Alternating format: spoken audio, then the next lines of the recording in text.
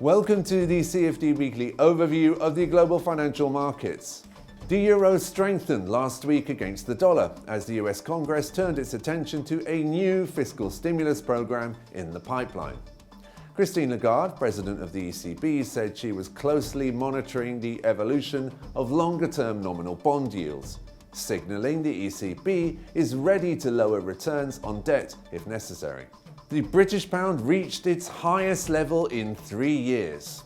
UK Prime Minister Boris Johnson laid out his cautious reopening plans. The goal is to avoid another lockdown, making the 5-week easing irreversible.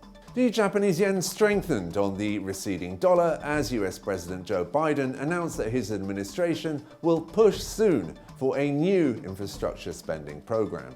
US stock indices, especially those that track the record of the technology sector, fell sharply. Rising long-term bond yields that serve as an input in the valuation of stocks frightened some investors, who dumped these stocks and recirculated to industrials and those expected to directly benefit from the reopening of the economy. Jerome Powell, chairman of the Federal Reserve, will testify before Congress and provide fresh clues if the Fed will react to ease the perception of a risk of overheating to the US economy.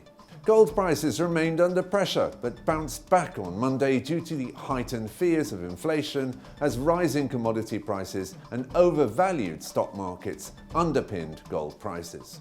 The US government bond yields that serve as a gauge of inflationary expectations rose to new one-year highs. Oil prices continue to rise. Freezing temperatures across the southern part of the United States shut many refineries, removing around 40% of total US oil production. Warm weather finally came, but the restart of production in Texas may take weeks. In addition, a drop to the US oil inventories continued to provide support for oil prices, as has the rollout of vaccines. You've been watching the CFD Weekly overview of the global financial markets.